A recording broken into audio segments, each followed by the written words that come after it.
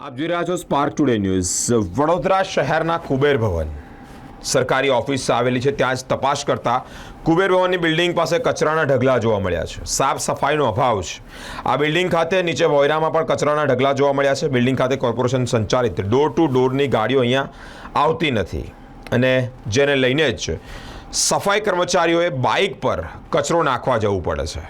બહુ જ કડવી વાસ્તવિકતા કુબેર ભવનની સામે આવી છે।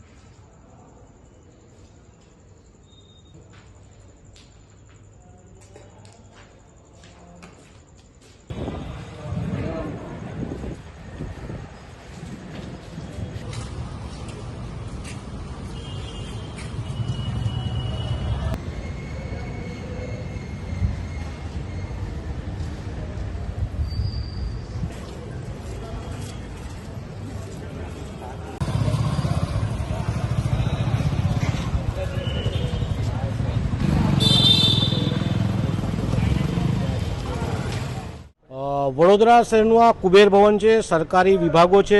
આ કુબેર ભવનની અંદર કરોડો રૂપિયાનો રોજનો વ્યવહાર થતો હોય છે, આવક જાવક થતી હોય છે। તમામ પ્રકારના નાગરિકો અહીંયા આવતા હોય છે અને આ કુબેર ભવન જેટલા માળ છે તમામમાં સરકારી વિભાગોના કામો થાય છે। આપ જોશો કે મારી પાછળ કચરાના ઢગલા છે। કચરો અહીંયા જાણે કે અઠવાડિયાથી નાખ્યો હોય તેવું દેખાઈ રહ્યું છે।